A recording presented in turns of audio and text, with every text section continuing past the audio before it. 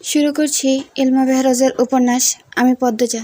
আপনারা যদি এই উপন্যাসের আগের পর্বগুলো না দেখে থাকেন তাহলে এই ভিডিওর এন্ড স্ক্রিনে সম্পূর্ণ প্লেলিস্টে আপনারা পেয়ে যাবেন।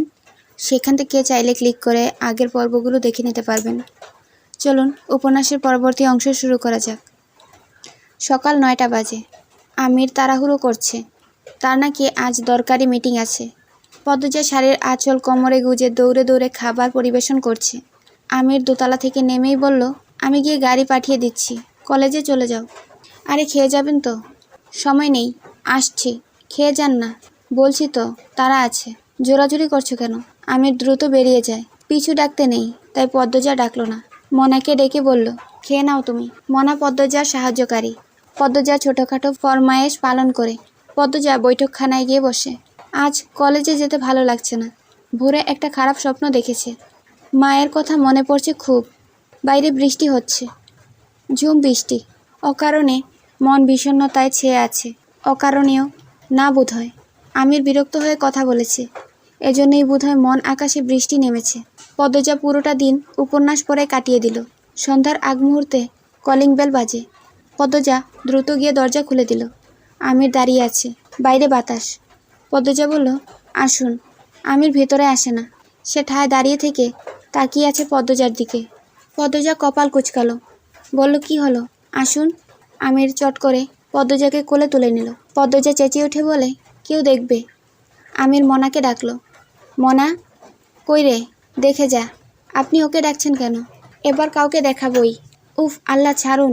মনা, মনা। মনা 2 তলা থেকে নেমে আসে।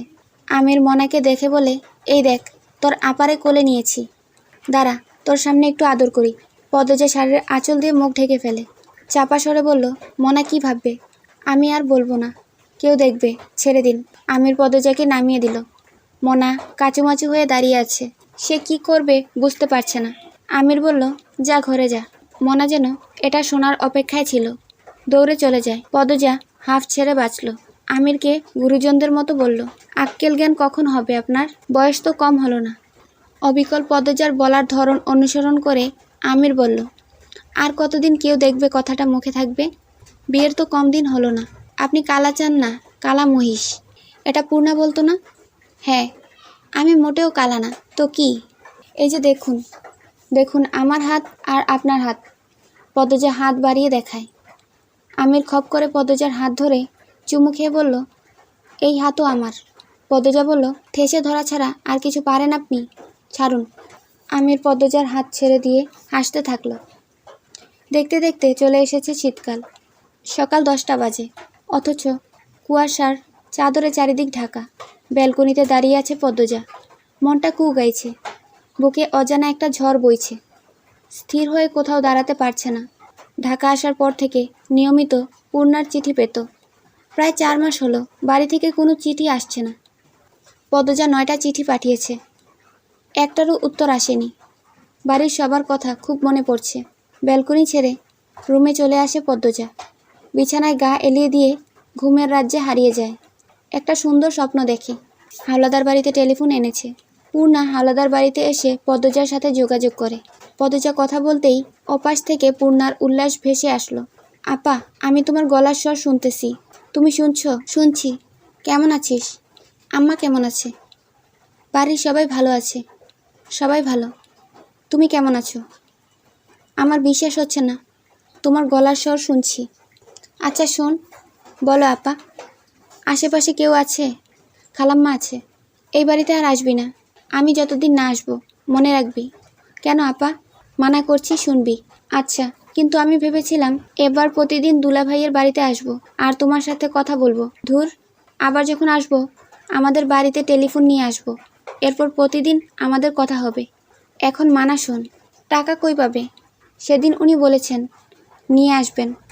আমি মানা করেছিলাম। বললেন, তুমি আনন্দে থাকলেই আমার সুখ। তোমার সুখের জন্যই এখন আমার সব। আর কি বলার। দুলাভাই খুব ভালো, তাই না আপা? আম্মার শরীর সত্যি ভালো আছে? আছে, আগের চেয়ে ভালো। খেয়াল রাখিস আম্মার। রাখবো। বাতাসটা বেড়েছে, পদ্মজার গা কাটা দিচ্ছে। আচমকাই ঘুম ভেঙে যায়। চট করে উঠে বসে। হাতের দিকে তাকিয়ে দেখে টেলিফোন নেই। একদম বাস্তবের মতো অনুভূতি হচ্ছিল। পদজা দেয়াল ঘড়িতে দেখে 11টা বাজে। টেলিফোন পুরো দেশে হাতে গোনা কয়েকজনের বাসায় আছে। সেখানে গ্রামে টেলিফোনে যোগাযোগ করা যাবে ভাবা হাস্যকর। পদজা বিছানা ছেড়ে ড্রয়িং রুমে চলে আসে। কপালে হাত দিয়ে দেখে গায়ে জ্বর এসেছে। পূর্ণার সাথে কথা বলতে ইচ্ছে করছে। সে দীর্ঘশ্বাস ছাড়ল। রান্নাঘরে যেতে যেতে ডাকলো, মনা। পরক্ষণেই মনে পড়ল মনা বাসায় নেই। 2 দিন আগে বাড়িতে গিয়েছে। খুব একা লাগছে তার। সব কিছু রান্না করা আছে, আর কি রাখবে। 1 কাপ চা বানিয়েছে খাওয়ার জন্য। পদজা 1 কাপ চা নিয়ে ড্রয়িং রুমের জানালার পাশ ঘেঁষে বসল। গ্রামের সোনালি দিনগুলোর কথা মনে পড়ছে। মোর্শেদ প্রথম যেদিন সোয়েটার কিনে দিয়েছিলেন সেই দিনটার কথা মনে পড়ছে। সকাল সকাল উঠে খেজুরের রস দিয়ে পিঠা খাওয়া, কত লোভনীয় সেই দিনগুলো। কলিং বেল বেজে ওঠে। অসময়ে কলিং বেল শুনে পদ্মজা অবাক হলো। আমির তো এখন আসবে না। 2 ঘন্টা আগেই বের হলো। তাহলে কে এসেছে? গায়ে শাল টেনে নিল সে। এরপর দরজা খুলল। দরজার সামনে আমির দাঁড়িয়ে আছে। পদ্মজা অবাক হয়ে জানতে চাইল, এত দ্রুত? তৈরি হও, বাড়িতে যাব। পদ্মজা চোখের পলক ফেলে আবার তাকালো। বলল, বাড়িতে মানে অলন্দপুর? আমির দরজা লাগিয়ে দিয়ে বলল, দ্রুত যাও, শাড়ি পাল্টাও। পদ্মজার উৎকণ্ঠা। হুট করে যে? কোনো খারাপ খবর? আমির হেসে বলল, তেমন কিছু না। কয়দিন ধরে দেখছি মন খারাপ করে বসে থাকো, তাই হুট করে যাওয়ার কথা ভাবলাম। তোমার কলেজ তো শীতের বন্ধই আছে। আমি 1 সপ্তাহের জন্য ম্যানেজারকে সব বুঝিয়ে দিয়েছি। আর আলমগীর ভাই এসেছে। কোনো চিন্তা নেই। এবার দ্রুত যাও। ট্রেন 12টায়। আজকের শেষ ট্রেন কিন্তু এটাই। আমি তৈরি আছি। শুধু লাগেজে 2-3টা শার্ট ঢুকিয়ে নিলেই হবে। পদ্মজা আর কিছু বলল না। তার হৃৎপিণ্ড খুশিতে দামামা বাজাচ্ছে। 10 মিনিটের ব্যবধানে শাড়ি পাল্টে লাগেজও গুছিয়ে ফেলে। দুজন বেরিয়ে পড়ে। গন্তব্য অলন্দপুর। দীর্ঘ 8 মাস পর জন্মস্থান, জন্মদাত্রী, জন্মদাতা, ভাই বোন সবাইকে দেখতে পাবে পদ্মজা। ভেতরে ভেতরে উত্তেজনা এতটাই কাজ করছে যে শীতের প্রকোপ টের পাচ্ছে না সে। কেবিনে ঢোকার পর থেকে বারবার এক কথাই বলে চলেছে পদ্মজা, কতদিন পর যাচ্ছি। আম্মা হুট করে আমাকে দেখে জ্ঞান না হারিয়ে ফেলে। পূর্ণা নিশ্চিত জ্ঞান হারাবে। আমির হাসল। পদ্মজার 1 হাত মুঠোয় নিয়ে বলল, আসো গল্প করি। পদ্মজা তাকালো। তার চোখ দুটি হাসছে, চিকমিক করছে। সে প্রশ্ন করল, আলমগীর ভাই আমাদের বাসায় উঠবেন? না, অফিসেই থাকবে। রানী আপা ভালো আছে? কিছু বলেছে? আমির চুল ঠিক করতে করতে ব্যথিত স্বরে বলল, ওর জীবনটা নষ্ট হয়ে গেছে। বাচ্চা নষ্ট করতে দিল না, এরপর মৃত বাচ্চা জন্ম দিল। এখন অবস্থা আরও করুণ, ঘরেই বন্দী। ইস, খারাপ লাগে ভাবলে। মানুষের কপাল এত খারাপ কী করে হয়। মোড়ল বাড়ির সড়ক দেখা যাচ্ছে। পদ্মজা খুশিতে আত্মহারা। দ্রুত হাঁটছে। সে কখনো বাহারি শাড়ি বোরকা পরে না, আজ পরেছে। শাড়ি বোরকা দুটোতেই ভারী কাজ, চকচক করা ছোট ছোট পাথর। দেখলে মনে হয় হীরা পান্না চিকচিক করছে। সে তার মাকে দেখাতে চায় সে কতটা সুখী। কোনো কমতি নেই তার জীবনে। মোড়ল বাড়ির গেট ধাক্কা দিয়ে ভেতরে ঢুকতেই সব আনন্দ উল্লাস নিভে যায়। পূর্ণা প্রেমা দাঁড়িয়ে আছে। দুজনকে চেনা যাচ্ছে না, শুকিয়ে কয়লা হয়ে গেছে। চোখ গর্তে ঢুকে গেছে, গলা ভাঙ্গা, গায়ে শুধু হাড্ডি। মনে হচ্ছে কতদিন অনাহারে কাটিয়েছে। পূর্ণা পদ্মজাকে দেখে আপা বলে কেঁদে উঠল। ছুটে না এসে মাটিতে ধপ করে শব্দ তুলে বসে পড়ল। প্রেমা দৌড়ে এসে পদ্মজাকে জড়িয়ে ধরে কাঁদতে থাকলো। পদ্মজা বাকরুদ্ধ, অজানা আশঙ্কায় গলা শুকিয়ে আসছে। চোখ দুটো খুঁজতে থাকলো মাকে। পদ্মজা আমিরের দিকে তাকালো। আমিরের চোখ অস্থির। পদ্মজা প্রেমার মাথায় হাত বুলিয়ে দিল। পদ্মজা আর চোখে দেখে পূর্ণা হাউমাউ করে কাঁদছে। কেন আসছে না ছুটে? কিসের এত কষ্ট ওর? পদ্মজা এগিয়ে আসে। পূর্ণাকে টেনে তুলে ক্ষীণ স্বরে বলল, এত শুকিয়েছিস কেন? আম্মা, আম্মা ভালো আছে তো? আম্মা ভালো আছে। আপা, আপারে বলে পদ্মজাকে শক্ত করে জড়িয়ে ধরল পূর্ণা। পদ্মজা ঘরের ভেতরে তাকায়। কয়েক জোড়া চোখ তার দিকে তাকিয়ে আছে। অজ্ঞাত ভয়ে গলা দিয়ে কথা আসছে না তার। পূর্ণাকে 1 হাতে জড়িয়ে ধরে ঘরের ভেতর ঢুকলো পদ্মজা। সদর ঘরে চেনা অনেকগুলো মুখ, প্রতিবেশী সবাই। আপন মানুষগুলো কোথায়? পদ্মজা আরও 2 পা এগিয়ে আসে। উঠান থেকে মঞ্জুরার কণ্ঠ ভেসে আসে, পদ্ম আইছে। পদ্ম।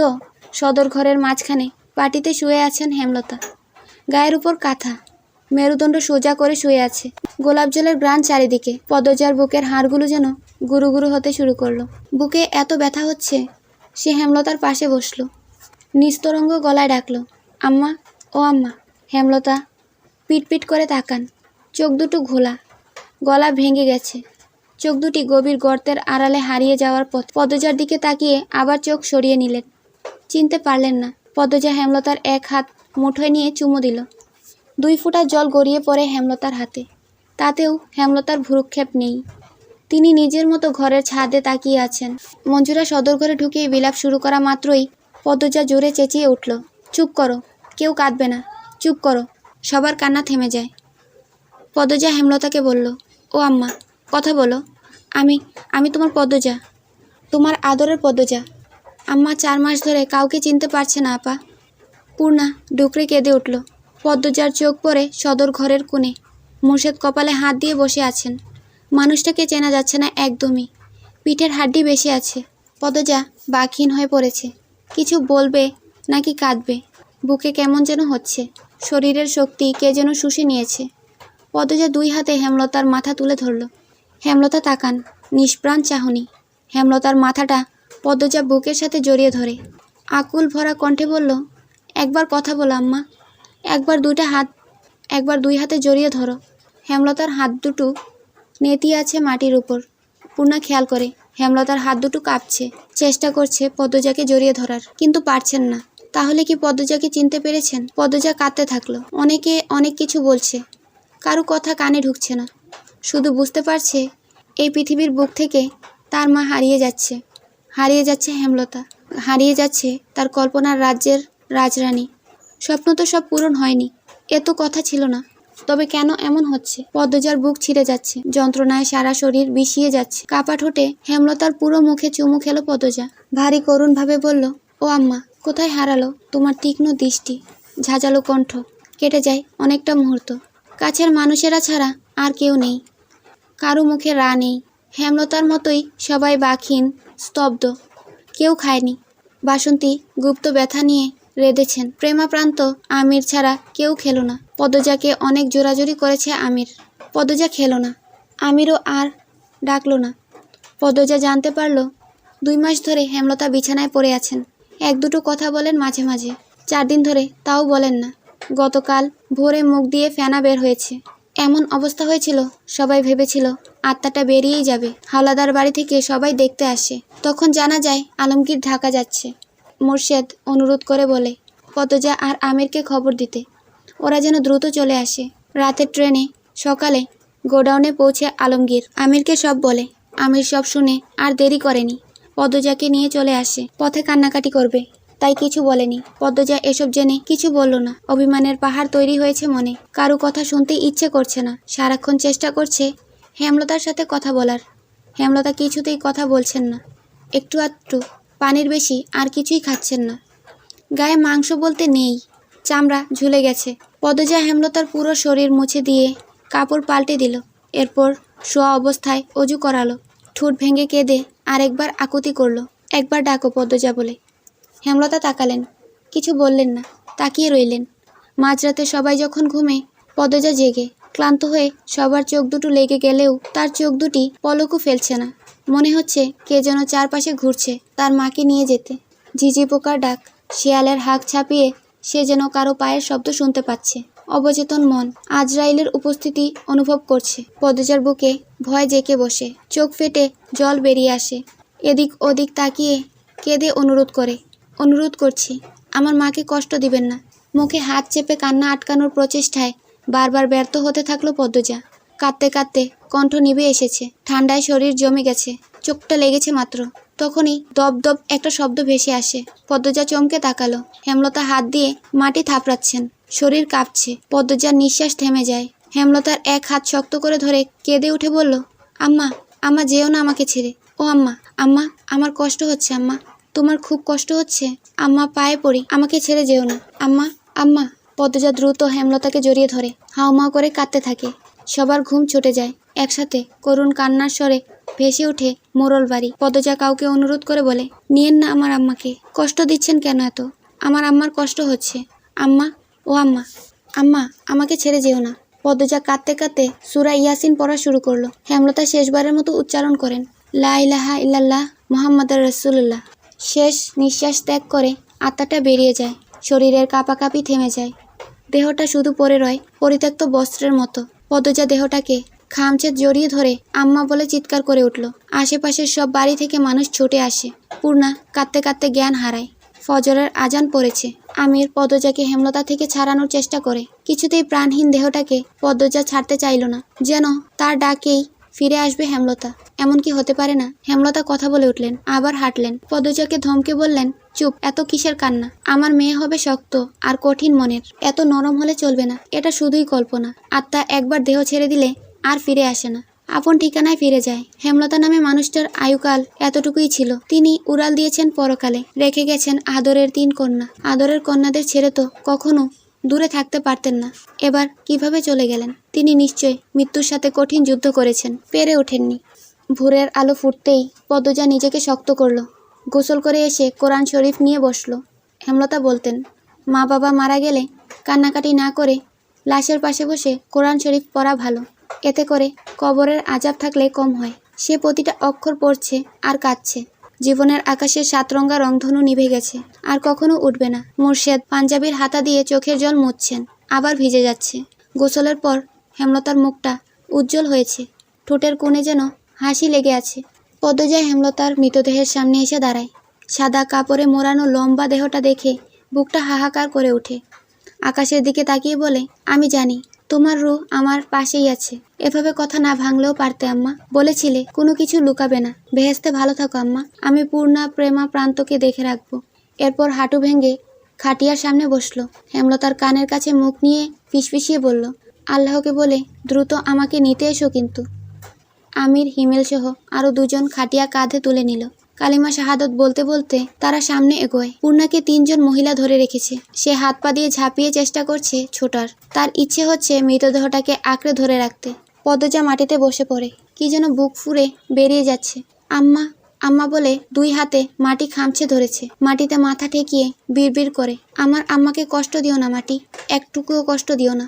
আমার আম্মাকে যত্নে রেখো। হীরের টুকরো তোমার বুকে ঘুমাতে যাচ্ছে। কষ্ট দিও না, কষ্ট দিও না। হাড় কাঁপানো শীতে কাঁপছে পদ্মজা। সন্ধ্যে থেকে খুব ঠান্ডা পড়েছে। এক কাপড়ে মাটিতে মা একা আছে ভেবে পদ্মজার অশান্তি হচ্ছিল। তাই কম্বল নিয়ে রাতের বেলা ছুটে আসে মায়ের কবরে। সদ্য হওয়া কবরের কাঁচা মাটির ঘ্রাণ আসছে। পদ্মজা কম্বল দিয়ে মায়ের কবর ঢেকে দিল। তারপর 2 হাতে জড়িয়ে ধরে কাঁদতে কাঁদতে বলল, আম্মা মনে আছে তোমার, যখন আমি ছোট অনেক আব্বা আমার গায়ের কম্বল নিয়ে গিয়েছিল, তখন তোমার শাড়ির আঁচল দিয়ে সারা রাত আমাকে জড়িয়ে ধরে রেখেছিলে, মনে আছে? আমাকে কেন সেই সুযোগ দিলে না? কেন বললে না তুমি মরণ রোগে আক্রান্ত? আমার জীবনে অভিশপ্ত আক্ষেপ কেন দিয়ে গেলে আম্মা? কেন পেলাম না আমার মাকে সন্তানের মতো আদর করার সুযোগ? কোন দোষে আমার সঙ্গ তুমি নিলে না? মৃত্যুর আগে নিজের মেয়ের সাথে এত বড় অনাচার করে গেলে আম্মা। বিশ্বাসঘাতকতা করলে। আমি তো তোমাকে অন্ধের মতো বিশ্বাস করতাম, কখনো কোনো বিষয় জোর করিনি, জোর করে জানতে চাইনি। আমি বিশ্বাস করতাম তুমি সব বলবে আমায়। তুমি নিজে আমাকে বারবার বলেছ তোমার জীবনের 1 বিন্দু অংশ থাকবে না যা আমাকে বলবে না। তবে কেন সেই কথা রাখতে পারলে না? আমার কষ্ট হচ্ছে আম্মা। তুমি অনুভব করছো আমি তোমার বুকে শুয়ে অভিযোগ তুলছি? তুমি আমার সাথে বিশ্বাসঘাতকতা করেছো, আমার কাছ থেকে কেড়ে নিয়েছো 10 মাস। তুমি পারতে আমাকে বলতে, তুমি পারতে আমাকে বিয়ে না দিয়ে নিজের কাছে রাখ, তুমি পারতে আমাকে আরো 10 মাস আমার মায়ের সঙ্গ দিতে। আমি এত আক্ষেপ নিয়ে কি করে বাঁচবো আম্মা? কয়েকটা শেয়াল দূরে দাঁড়িয়ে আছে। মাঝরাতে কবরে ঝাঁপিয়ে পড়ে কেউ কাঁদতে পারে এমন হয়তো কখনো দেখেনি তারা। পদ্মজা হেমলতার কবরে হাত বুলিয়ে দিচ্ছে আর অশ্রু বিসর্জন করছে।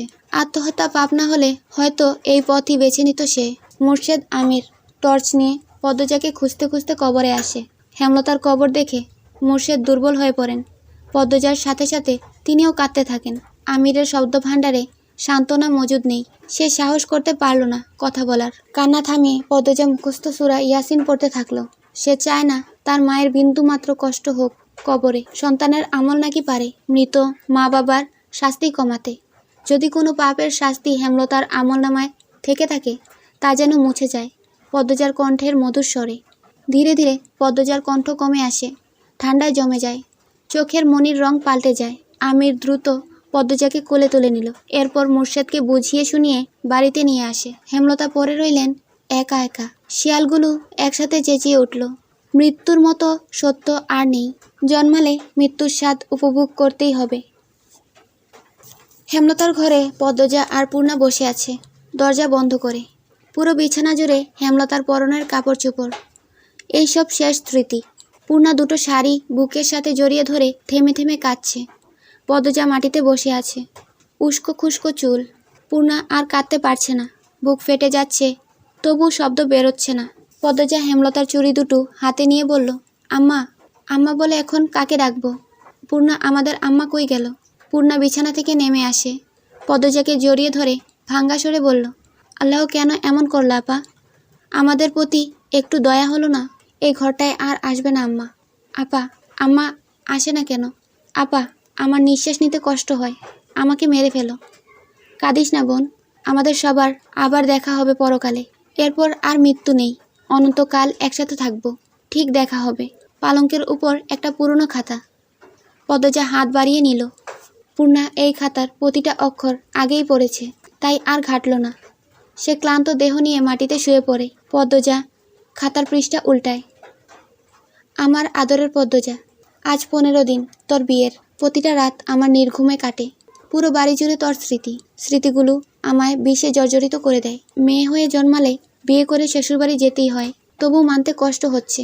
আমার মেয়ে সারা জীবনের জন্য অন্যের ঘরে চলে গিয়েছে। ভেবেছিলাম আমার জীবনে বিন্দুমাত্র অংশ তোর অজানা রাখবো না। সেই কথা রাখতে আমি লিখতে বসেছি। স্বপ্ন ছিল তোকে অনেক পড়াবো, অনেক দিন নিজের কাছে রাখবো। কিন্তু মানুষের সব স্বপ্ন কি পূর্ণ হয়?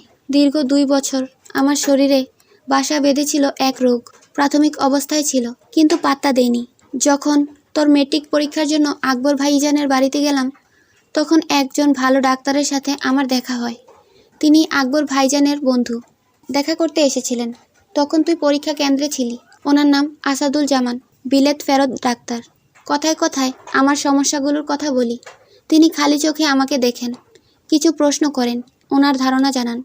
আমি পার্কিনসন্স ডিজিজ নামক প্রাণঘাতী রোগে আক্রান্ত, যার 80% লক্ষণ আমার সাথে মিলে যায়। তিনি দ্রুত আমাকে পরীক্ষা করতে বলেন। এই রোগের চিকিৎসা তো দূরে থাক, দেশে এই রোগের পরীক্ষা কেন্দ্রও হাতে গোনা 1-2টা আছে। সেদিন আমার জীবনের বড় ধাক্কা ছিল। আমি দিক দিশা হারিয়ে ফেলি। আমি মারা গেলে আমার 3 মেয়ের কি হবে? কি করে বাঁচবে?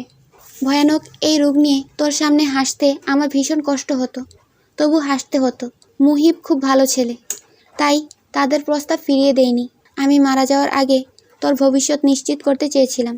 বিয়ে ঠিক করে ফিরে আসি গ্রামে। প্রতিটা দিন, প্রতিটা মুহূর্ত অসহনীয় যন্ত্রণায় কাটতে থাকে। আসাদুল জামান ঢাকায় এক হাসপাতালের নাম লিখে দিয়েছিলেন, যেখানে এই রোগের পরীক্ষা হয়।